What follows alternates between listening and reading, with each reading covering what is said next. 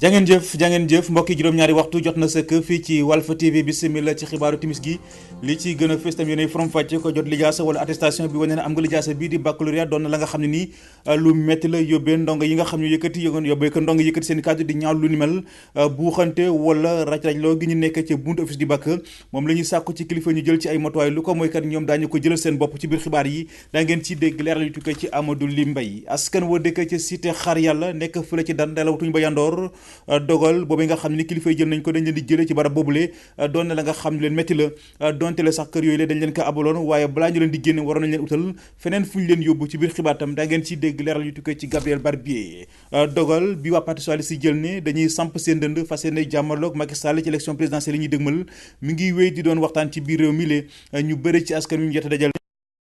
ndax PS parti bu organisé la ñuy sàkku ci Moustapha Niass mooy mu def nu ni mel ci biir xibaar tam daa ngeen ci dégg reportage gi ci soxna Maimouna Baldé def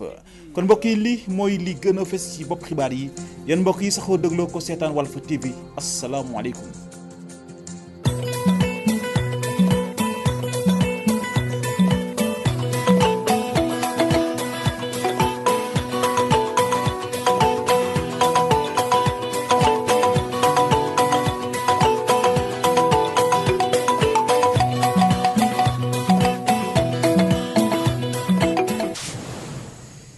bismillah ci xibaaru timis ki jot lijaasa wala attestation bi wane ne am nga lijaasa bii di bac doon na la nga xam lu metti la yóbbee ndongo yëkkati seen i kàddu di ñaawlu lu ne mel buuxante wala raj-raj loo gi ñu nekkee ca buntu office du bac moom la ñuy sàkku ci kilifa ñu jël ci ay matuwaay lu ko mooy kat ñoom daañu ko jëlal seen bopp Amadou Ly Mbaye nag doxantu ju woon na fa ñu teewlu ko ci reportage. jéggi siraat moo gën a yomb jot attestation wala diplôme ci office du bac étudiants yi nag ne lu ni mel du dëggu du yoon te sax dafa mel ni yëf yi ak càcc da cee lalu. loolu sàcc la corruption la te am na ñoo xam ne nag corruption mu ngi daw fi dañu ñëw joxe xaalis si suñu jox leen seen attestation ñu dem seen yoon. est-ce que yow li ngay wax ni wóor na la. lu leer laa lay wax ni instant yii nii lu leer laa lay wax loolu lañ bëgg mu jeex fi tey mu jeex fi ëllëg dañoo bëgg bépp étudiant bu amati bépp ko amati bac mu am 2 ans sa diplôme attestation mu expiré dañoo bëgg gars yi jox la diplôme nga mën a déposer yenn concours yi. ñoom étudiants yi nag di sàkku ci kilifa yi ñu saafara lu ni mel ci lu gaaw. à part d'aujourd'hui état bi na ci jël ay mesures parce que étudiants yi ñu ngi ñëw fi di fanaan fii di pour mën am seen attestation spéciale am na ñu jógee ba ay Kolda Kaolack Tamba fu nekk Ziguinchor ñëw duñ mën a am seen attestation tey loolu noonu lañ wax ne dañoo bëgg mu jeex fii état bi bu fekkee ne jëlu si ay mesures ñun dinañ teg suñu plan d'action te instant yi loolu moom jarul sax ñu koy révéler instant yi ndax xam naa ne fii quelque temps bu ci jëlut ay mesures dinañ ci taxaw. boo bëggee jot sa attestation wala sa baccalauréat fële ca office du bac nekk ca université di nga daj lu mburu dajul ca taal ba loolee nag ñu jot a am lijaasa bii di baccalauréat xam nañu ci dara nde laataa ñu ci jot jànkonte nañu ak ay jafe-jafe yu metti jaajëf Amadou Ly Mbaye ñu ngi lay sant di la gërëm diwaanu Pikine nag yëngu na ci suba tey jëlee liggéeykat yi nekk ci centre de santé bi ñu duppee Baye Talla Diop te ñu gën koy xam ci Dominique dañoo xëy wàcc ci mbedd mi baare tëli bu mag bi laataa ñoo sànjaaf mbir bu Pikine la ñuy sàkku mooy ñu fay leen seen i payoor yi ñu leen ameel suñu xibaar yi ñëw da ngeen ci dégg reportage gi ci Théodore Semedo def askan wa dëkk ci cité xaar yàlla nekkee fële ci diwaanu Ndar nelawutuñu ba yandoor li ko waral moo di dogal boobu li nga xam ne ni kilifa yi jël nañ ko ne dañ leen di jëlee ci barab boobule doon na la nga xam leen métti la donte la sax kër yooyu la dañ leen kaabaloon waaye balaa ñu leen di génne waroon nañ leen utal feneen fu ñu leen yóbbu dañuy dem ca Ndar fekk fa Gabriel Barbier. ci diwaanu Ndar askan yi yeewoo ci cité xaar yàlla jamono yi dañu xamatul nan la ñuy def. dañu fi ñëw ñu teg nu fi te ki ni fi tegewuñ fi dara lu dul ñàkk fu nu jëm amuñu fu nu jëm dañu luye woon ñii di fay 2 location ñii di fay 3 location xamuñu fenn foo xamante ni bii mën nañ fa dugg location mel ñu ñëw abal nu ko ci njëkk ak teranga jëndunu jaayunu lebalunu luyewunu te yaakaaroon ñun bu nu faree Mansour Faye lu bëre dina si dimbali ñun ay néew nu doole kese lan. askan yi di fësal seen kàddu di wax ni ñoom kañ jamono yi dañuy bañ ñu génne seen bagage duñu am fu nu dëkk. ñu bëgg nu jële fii ñu jëm fan bañu nu génn de bañu nu ko waaye olof Njaay dafa ni rangoo ñu baadoo la mooy fal buur te fii ñun ñëpp ay baadoola lañu. dëgg la. mais léegi yéen lan ngeen bëgg gannaaw dañ leen ko abal nee ngeen génn bi day metti si yéen lan ngeen xalaat. ñun li ñu xalaat mooy ku nu génne wutal nu fu nu dugg bañu nu génn de ndax jënduñu ko luyewuñu ko jaayuñu ko dañu abal mais bu nu génne fu nu jëm ak sunu njaboot. tey jii ba nu demee gendarmerie dafa ni dans 48 heures nanu génn. fii amul ndox amul courant sonn na tax nu ñëw fi ñu nag suñuy njaboot bu nu génnee nag amuñu fa nu jëm. jamono yi askan yi nga xam ni ñoom ñooy yeewoo ci cité bi nga xam ni dafa nekk ci biir Ndar dañu nekk ci njàqare cité Xaar Yàlla Gabriel Barbier rajo télévision Walfadjri. jaajëf Gabriel Barbier ñu ngi lay sant la gërëm askan wa dëkkee ci kër Samba Gueye nekkee fële ci diwaanu Foundiougne xamatuñu luy ndox di saf toog nañu lu ci toll ak ñetti weer yàlla yoo xam ne ni seen forage bi pann na ko te booba léegi nag gis ñu kenn ku leen ko defaral ndimbal la ñuy sàkku ci kilifa yi lu ko mooy kan musiba dina fam ndax ngir ñu am lox bu ñu naan jamono ji askan wi ñu ngay utali teen ñuy dudd woon boobaak léegi toll na ci fukk jàpp fukket ak juróom dañuy dem ca kër Samba Gueye fekk fa Mamadou Makhtar Sarr. askanu kër Samba Gueye di dund gu déggeen jamono yi te dara warlu ko lu dul ñàkkum ndox mu métti gox bi nga xam ne mu ngi nekkee ci département bu Foundiougne ñetti weer mu ngi nii forage bi nga xam ne ëmb na ñeent fukki dëkk ak juróom dafa paan. ñoo am lu métti wax xam ne ñu bëgg ñu ci jooy ndimbal suñ forage moo paan depuis parce que 3 mois gisuñ ci benn saafara ñii ñaan nag li ko dalee ci sous-préfet ba ci Macky Sall mi nga xam ne mooy réew mi di président ñi ñaan ndimbal képp koo xam ne xam nga ndimbal ngay dimbale population Kër Samba Gueye sonn nañ ci ndox commune bi ñaari forage la xam Kër Samba Gueye mbir na ci koy ñaari forage yu pan nañ bii Kër Samba Gueye am na presque 3 mois ba mbir na ci koy mu ngi paanoon le 14 10e mois ba léegi benn mënu ci dépanner amul benn sécurité te Kër Samba Gueye dootul dëkk bu ndaw Kër Samba Gueye sonn nañ ci ndox nañu dimbale li ma gën a ñor man Ibou Cissé mooy ndoxam Kër Samba Gueye population Kër Samba Gueye sonn nañ ci ndox 45 villages amuñ ndox tëna fi 45 villages ndox tëna fi ñaari forage yëpp pan nañ forage bi nekk pan nañ population bi sonn nañ dimbale commune de Kër Samba Gueye man Ibou xasuma kenn yàquma dara koy waaye dama ne suñ maire bi commission bi yor ndox mi nañuy toppatoo suñu alal fu mu dugg ak lu téye pand bi lu ma 3 mois ba ndox man du ñëw. ñoom askan wi nag fi mu nekk nii mbir mi jural na leen ñu dellu ci teen yi nga xamante ne wanoon nañ ko ginnaaw lu ëpp fukki at. population bi teen bi ñu am ñu yaakaar ñu ngi koy gasaat amuñ benn teen bu baax nit ñaa ngi naan ci teen yoo xam ne yi teen bu ne gëj naa dox lu ma parce que 10 ans wala 15 ans ñu ngi koy gasaat di ko naan te baaxul ci nit ñi. fi ni nii ñi ngi ragal ëllëg sax bu forage bi baaxee est-ce que ñun bi naanaate ndoxu forage suñu santé dana baax dina ci baax suñu bakkan xaj na ci. bi nga xam ne ñu ngi jeexal seen ñaxtu gi nag askanu Kër Samba Gueye dolli nañ ci ñaawlu ni ñu yoree seen forage bi Kaolack Mamadou Makhtar Sarr pour la radio télévision Walfadjri. jaajëf Mamadou Makhtar Sarr ñu ngi lay sant di la gërëm bu amee nag ñuy dund ay jafe-jafe bu mu jaral yëkkati seen i kàddu ñoom ñooy askan wa dëkkee fële ci Namarde nekk fële ci diwaanu Podor seen gox boobu léegi la fay yeewoo ci doomi aadama amul dara lu fa am du ndox du courant teg ci seen jur yi amatuñu lu ñu lekk ndax nawet bu bon na dañuy dem ca Namarde fekk fa kii di abukan lu tolloog 80 kilomètres moom mooy distance bu am diggante Namarde ak ci route nationale de Namarde nag di dëkku càmm gox gi ginnaaw nu mu ruqe daanaka dara amu fa Mamoudel Diallo moom moo yor kàddu askan wi. Namarde dans la commune de Gamadji dañ ko xaw a sagane ñun politiciens yi fu ñuy am suñu fierté mooy suñu dëkk aussi ñu gis ko nu ñu gisee parce que def nañu lu ne ba léegi nag maa ngi ñaax état bi. mu gëstu ni muy gëstoo Namarde na gëstoo ñëpp. dañuy soxla Macky Sall ñu dimbale pour affaire dispensaire bi ak école bi ak tarawol bi ak forage bi dispensaire bi ak école bi moo gën a feebar mais ci moom seen feebar bi dafa ëpp sax dafay gis nga lii dafa dàmm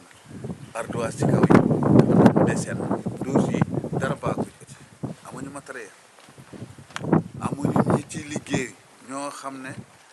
ku bëgg faju rek day ñëw fi du gis docteur du gis garab dañuy ñaan ngir yàlla Macky Sall nañu dimbale ci affaire garab. ginnaaw ñàkkum taw bu metti yi ñu nemmeeku ren ci biir dëkk bi askan wi ñoom ñoo yëkkati seeni baat ngir dàq fi lii di ndóol gi ñu utal leen ay vivres de soudure. ma ne léegi fi mu nekk nii dañuy soxla lu ñuy dundal jur yi ak ci jur yi dañuy sonn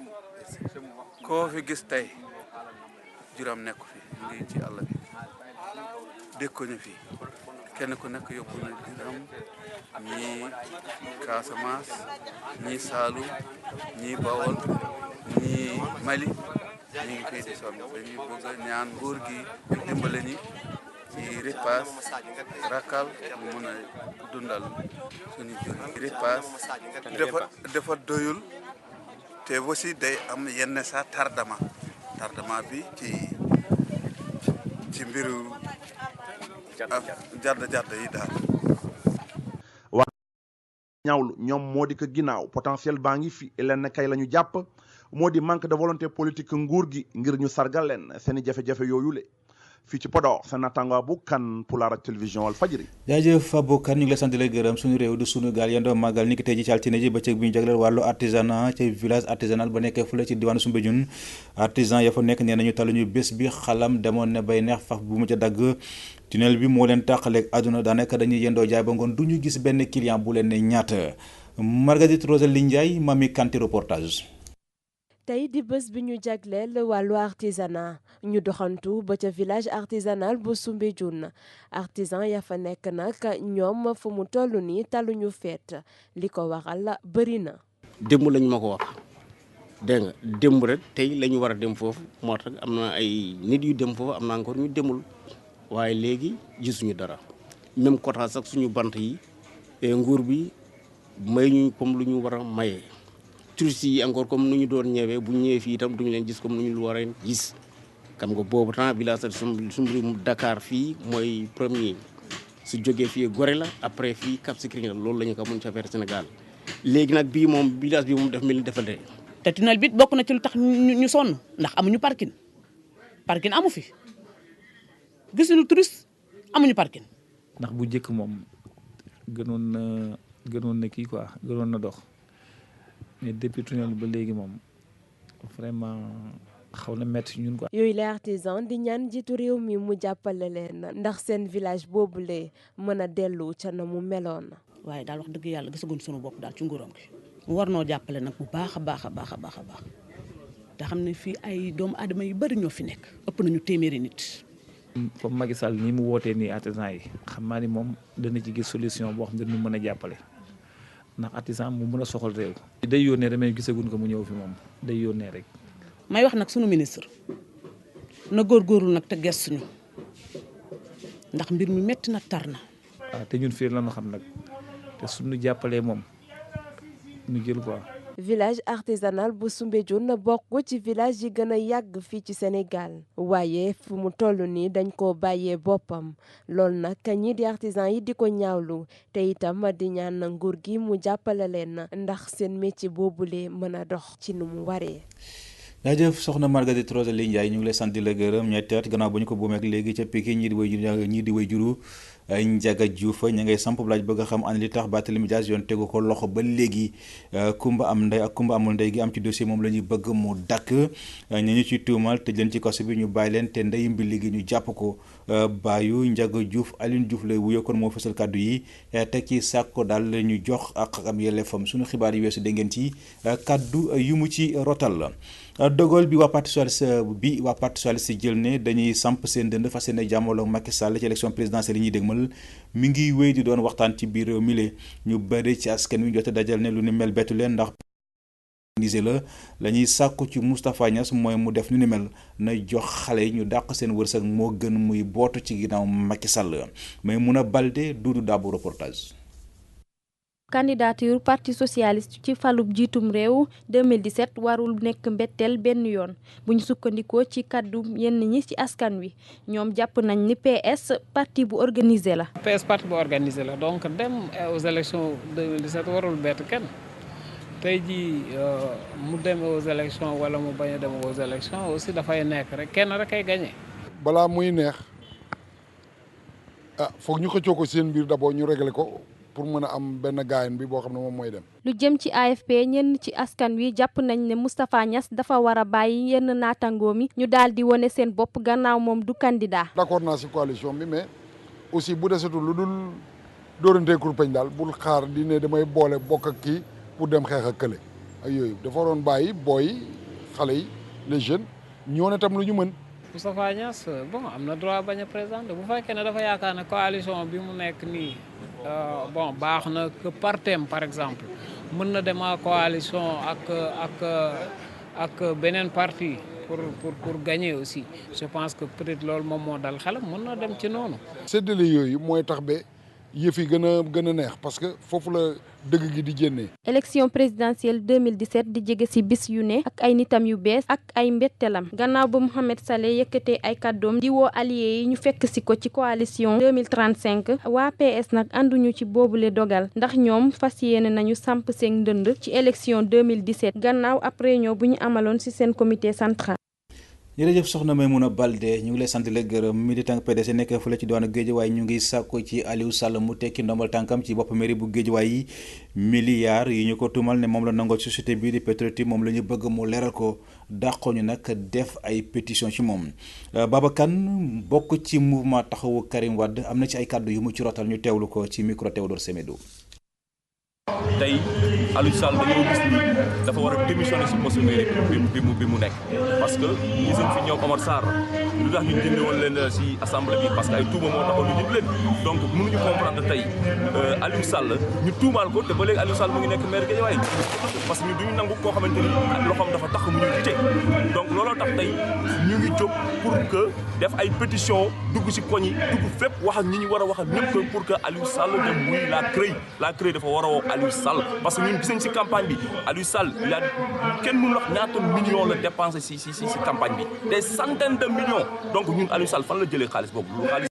Petro-Tim donc ñun li président Abdoulaye Wade wax gëm nañ ko te xam nañ ni carrément li mu wax lu am la parce que Aliou Sall waxoon na da koy plainte après mu retiré waat plainte am donc xam nga ne Aliou Sall nekkul ci dëgg donc ñun tey ndaw Guédiawaye ñu ngi taxaw combattre que Aliou Sall jóge fi parce que dañoo jël jabaram jël viwu fa Karim tas ko si dëkk bi kenn xamul lii lan la parce que ñun sénégalais xamuñu loolu nit su xasee ba jóge fii defe naa ne bu ñu xasee ba ñaanal dañ ko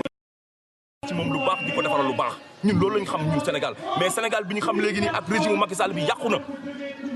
boo deewee xoolatuñ la leneen lu am xoolatuñ la donc te lépp na ci Karim Wade la lépp rek ci Karim Wade lu ñu musul def ñu koy defal Karim Wade donc ñun tey ndaw yi jóg nañu te dootuñu toogati lu fu ñu góobee gar ko parce que Ablaye Wade nee na Macky Sall du ko bàyyee njabootam ñun tamit du ñu bàyyi Macky Sall ak njabootam avant amoon na ay xiira ngaayoo mais léegi ñëpp xam nañu Karim moo gën a légitime ku fi taxaw parce que loolu yàlla moo ko def tey bu ñu demoon congrès tey Karim Wade day gagné donc ñun jàpp nañu carrément Karim mooy candidat bi gën a fiable candidat bi gën a wóor te candidat bi gën a baax. ngoog loolu day kàddu yoo xam ne nii ñu ngi ko nangoo ci kii di Baba Kane moo ji wala sax bokk ci kuréel gi ñu naan mouvement taxawu Karim Youssou Touré yëkkati ay kàddoom daal di kon saako ci parti politique yi ñuy teer wax jojulee mbiri ArcelorMittal mbiri Petro-Tim nañuy gas pax ba mu xóor suul ko Youssou Touré fësal kàddu yi ci am ndajam politique mu doon teew fu la ci diwaanu Pikine Youssou Touré ñu teewlu ko ci micro Théodore Semedo. ñoo Moustapha Cissé Lo ñun tey jii buñ bëggalee président Macky feex bëgg na mën a liggéeyal réew mi nañ bàyyi suloo yeeg dagga sante yi yu nekk suñu biir fii kenn mënu fi dara yàlla rek moo mën dara bu nit doon mën kon suñu maam Ablaye Wade du fi jóge donc yàlla rek moo mën nañu bàyyi xuloo bi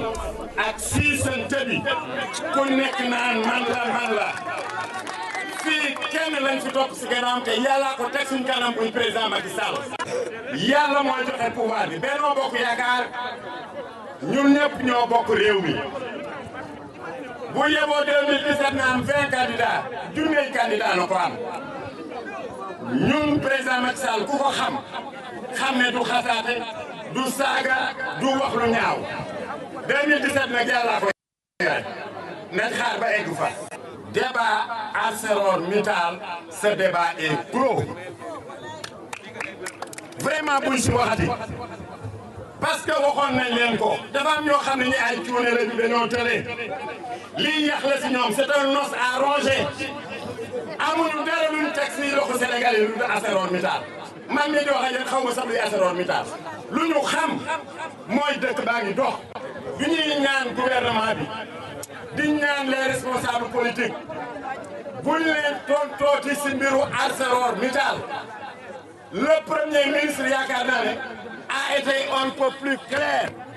président Macky Sall ak gouvernement duñu ñuy luubal xaalis. mu ngoog loolu day kàddu yoo xam ne nii ñu ngi ko nangoo ci Youssou Touré ñu des ba tey ci wàllu ko politique dem ba fële ca Ndar ndaw ya fa ne te fare ci parti démocratique Sénégal ñu ngay ñaawlu taxawaayu Toussaint Manga mi ndeyteefu ndaw yi fare ci parti boobule Fatou Thiam mi mu jëlee ci bopp kuréel gi saytu wàllu jigéen ñi moom la ñu bëgg mu dellu ko lu ko mooy kenn lépp lu mu gis na xam ne ñoom Cheikh Sidia Bouya Seck ma wax ci seen kàddu ñu teewlu ko ci micro Gabriel Barbier. ñun nag li tax ñuy xeex tey di ko wax dafa am ku ñuy wax Toussaint Manga secrétaire national UJTL toog ca bureau def la ka neex yëkkati poste ba ñu joxoon doomu Ndar bi nga xamante ni moo représenté Ndar mu yëkkati ko génne ko fa jox ko beneen poste bu ñuy wax relation avec la diaspora ñun li ñuy wax Toussaint moo ni soxlawuñu relation avec la diaspora doomu Ndar bi fa mu nekkoon nañu ko delloo fa mu nekkoon kon nag tey doomu Ndar boobu di honorable député Fatou Thiam dañuy wax Toussaint Manga ni ko bis bu bëggee jàmm kese bëgg parti bi jëm kanam bëgg yii nga xamante ni ci lañ jëm muy élection yii ñuy préparé bëgg jeunesse su Ndar bi yëpp mobilisé wu jàpp parti bi te bañ a bàyyi na delloo doomu Ndar ba fa mu ko war a delloo. Cheikh Sidi Bouya Seck dikk ak yéen ci reportage bees bi njëgu gaz bi. wàññeeku na butéelu gaz 6 kilo bi bañ daan jëndee juróom-ñaar téeméeri dërëm ak ñeent fukk léegi ñu ngi koy jaay ci juróom-benn téeméer ak ñeent fukk muy nag loo xam ne ni askan ñu ngi koy rafetlu bu baax a baax waaye nag bu ñu ci yem nañu ci boole yeneen i produits yoo xam ne ni ñu ngi nekkee ci marché bi lee moom Anta Ndour Doudou Dabo reportage.